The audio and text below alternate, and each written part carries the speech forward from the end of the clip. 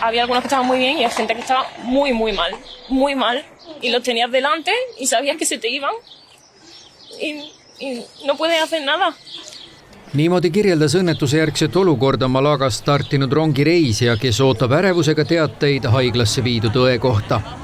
Seni on teada kokkupõrke faktid. Pühapäeva õhtul rannikulinnast Malagast Madriidi startinud Irio ettevõtte punase rongi 3 viimast vagunit sõitsid rööbastelt maha tunnise sõidu järel väikelinna Adamusi lähistel.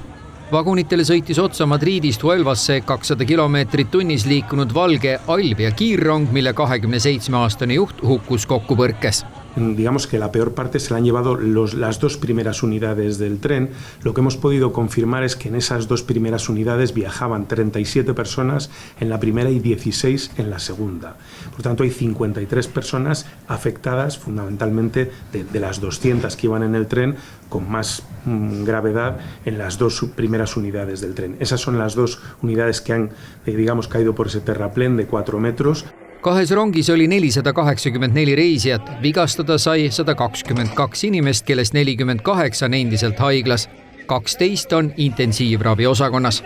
Inimeste abistamine oli keeruline, öise nähtavuse kõrval tekitas probleeme ka ligipääsetavus. El lugar de acceso para las ambulancias pues era difícil, no es un camino ancho, es un camino de un solo sentido y entonces la coordinación de entradas y salidas de las ambulancias fue un poco más compleja y luego por supuesto también los autobuses.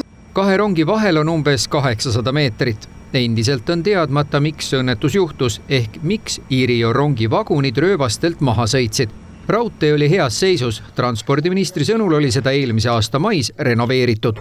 El accidente es tremendamente extraño, es en una recta.